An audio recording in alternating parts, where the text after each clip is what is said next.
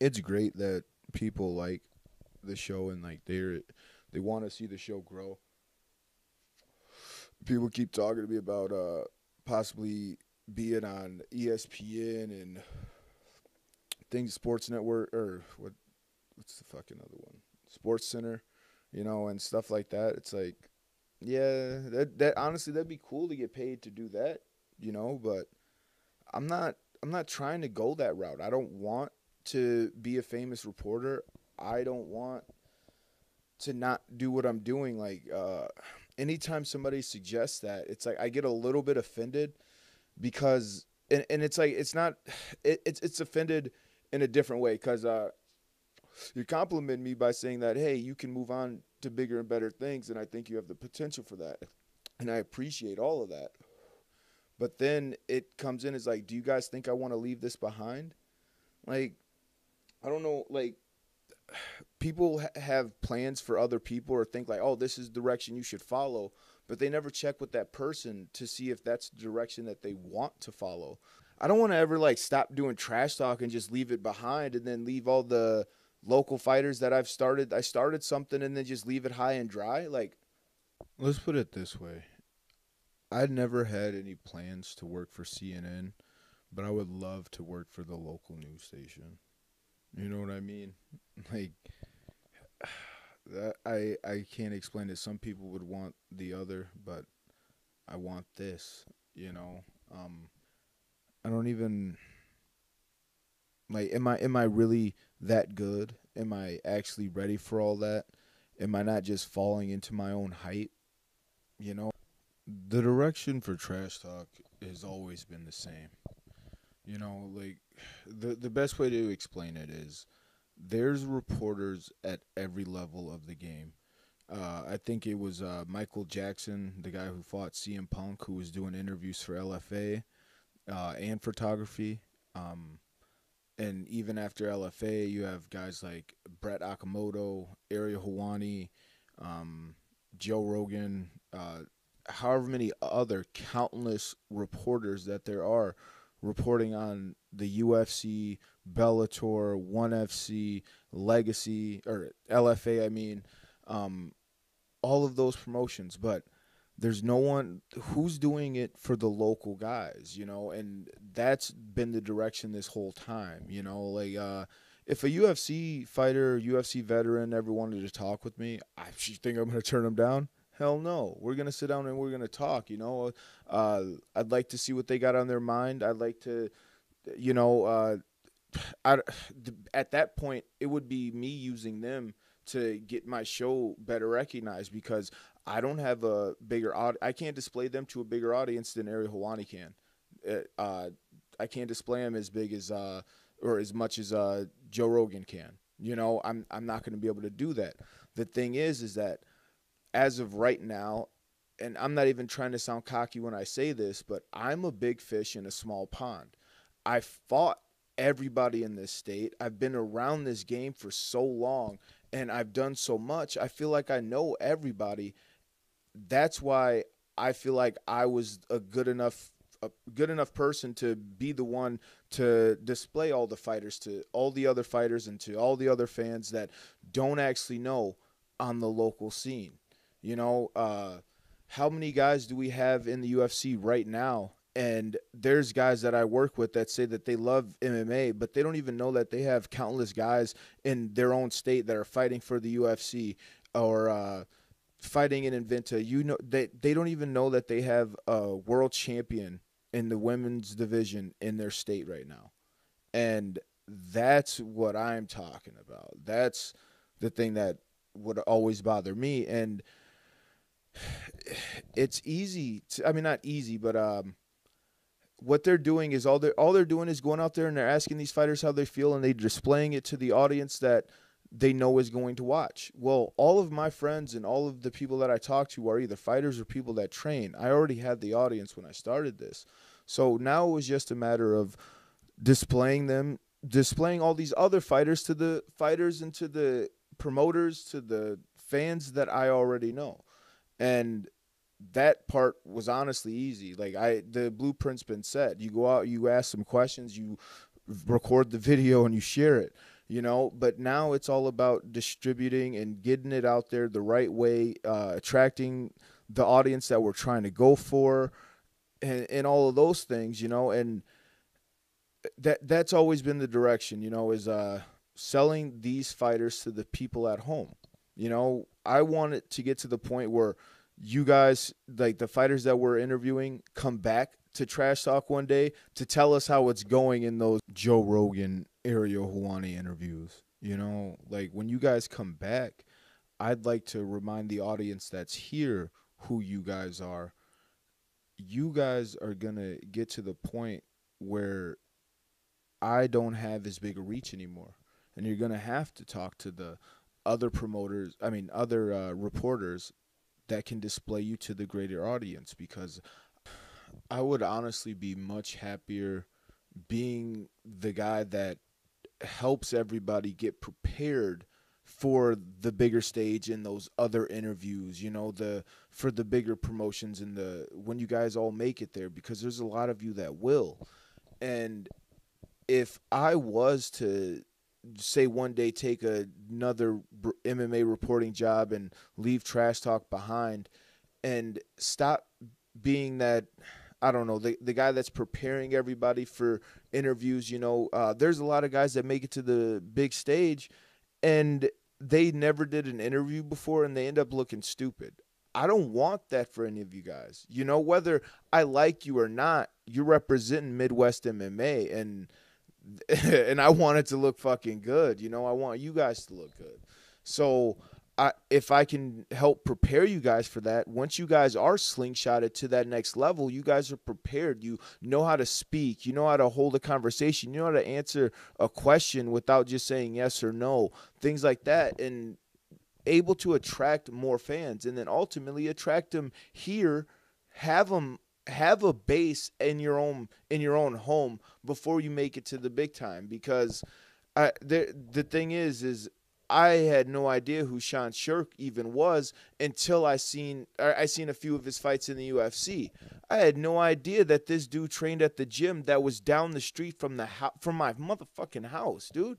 Like, it was right up the street. I had no idea that this dude, that a world champion, was up the street from me. And that's the thing. Like, there's been world champions here. Caleb Truax, Robert Brandt in boxing. Those guys were legit world champions. You have Pam Swanson, legit world champion. Fucking Troy Jones Jr. is about to go win a world title tonight. Fucking A, dude. Like, this is what it is. And I want to be the person that helps everybody get prepared for that next stage, and to expose you to a wider audience than you may not have had. Maybe there's some people that for whatever reason like the show, and then they see the interview with you and then they like you, and the ripple effect from all of that, that's ultimately what I want. And then also knowing that if you're fighting my brother and I watch your interview and I say you beat my brother and I liked you in your interview, maybe I feel less bad that you just beat up my brother because it was a respectable guy, and now you just gained a fan from just beating the shit out of my fucking brother, and it's crazy. That's how the MMA game works, and I would much rather be that for this level than to move on and leave this behind. And especially if there's no one else that's going to be down here doing it, for so long, I was wishing that somebody would do it, that there would be somebody out here that's actually going out of their way to expose everybody, not just a certain group or their team. Like, I train at a fight gym. We're sponsored by a gym. And I've probably I guess I've only interviewed them when they had fights coming up. And even then, not all of them have gotten interviews every single time before a fight. And it's not because I don't want to, but it's because, like, I'm spreading it out. There's gyms that have probably 20 people total in their gym. Then there's other gyms like the Academy that have fucking probably 500, and countless others like Spartan, the Cellar, Warriors Cove. I mean, there's so many guys. Fight Squad, there's so many gyms and teams. Start BJJ, fucking there's so many out there, and I'm trying to talk to every single one, and not just my team or certain guys that might be favorites or whatever. How do I know if you're a favorite until I talk to you? Maybe you're going to be the person somebody roots for because of the things you had to say. They never seen you fight before, maybe, and then hopefully they look up some of your fights before or after they see the interview and things like that. I want to be that for the people here. Whether I get paid or not, this is satisfying. I mean, I got a job. I'm making good money right now. If I wind up making $1 million from doing this, yay, fuck yeah, But I'm gonna end up putting it all right back into trash talk just so I can spread the word about you guys. I'm a simple man. I don't want that much. I might be a cocky, arrogant guy. But I'm I'm simple when it comes to what I want or what I think I need. And honestly, all I need is for people to buy me some beer when they see me at the fights, and I'll keep doing this. That's enough for me. You know, moving on to ESPN or what did I say, Sports Center and things like that. It would be cool, but it's not what I want. It I don't. They're eventually it always becomes something that changes you, or causes you to do something that uh, I don't know, questions your own integrity. And it could be something as simple as they want me to commentate a basketball game. I don't fucking watch basketball. No, what the fuck would I be there for? There'd be no fucking point, and I'd feel like a sellout. But I'd have a contract or whatever reason. I'd have to be there, talking about bullshit, talking about the guys that I have no idea who the fuck they are, and saying their names and just regurgitating something I heard that somebody else said in their interview, and it just so happened that was their opinion. It wasn't even fact. So I'm regurgitating opinion, and I ended up looking even more stupid, and I didn't want to do it in the first place. And that's what I see from a lot of these reporters, and especially the ones that start covering MMA. They don't know shit about this sport. They don't know shit about the guy that they're talking to. The thing is that the worst I'll do is I'll pronounce a name wrong. I might even say the wrong name. But I seen you fight. I was there most of the time. I know what I'm talking about, even if I don't know how to say your name, or I say the wrong name. I talk to so many people. It's like I fuck up sometimes. So I'm sorry about that. But I wouldn't be allowed to do that up there. And then if I did, it would, I don't know, I wouldn't feel right with myself. And it makes me mad anytime I see anybody else do it. And I see it happen so many other times. Like the first time UFC was on ESPN and they had whoever the fuck that guy was talking, he didn't know what the fuck he was talking about. He talks about basketball from what I hear. And I don't even know who he is. And that's the thing. Like, I want to be somebody who knows the sport, knows the game, and is giving it to the audience that knows me on the level of where we're at. I appreciate all the people that think I can go further than this, but that's not what I want. This is what I want. And I love all the people that support me and that do think I can go on and do greater things. If this leads to something more or better, then it is what it is. Like, I mean, I'm not turning, I don't know. I don't, nothing's written down, but this is what I want.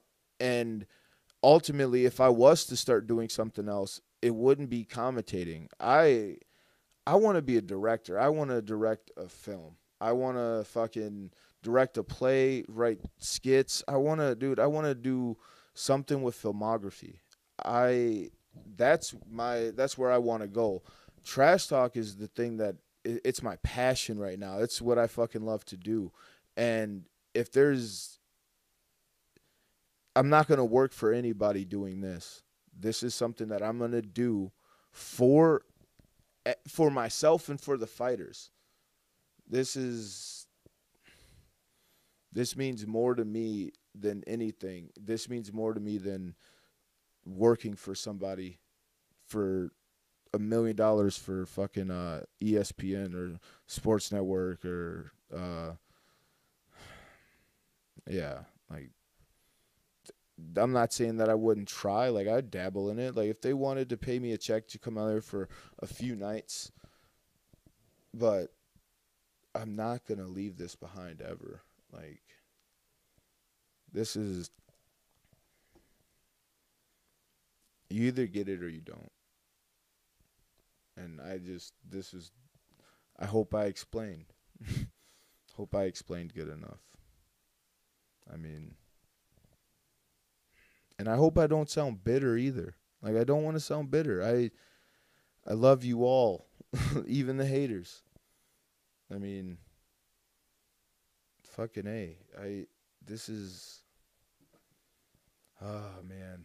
You probably never know. I love this and I love all of you and maybe it has something to do with me having the ego that I do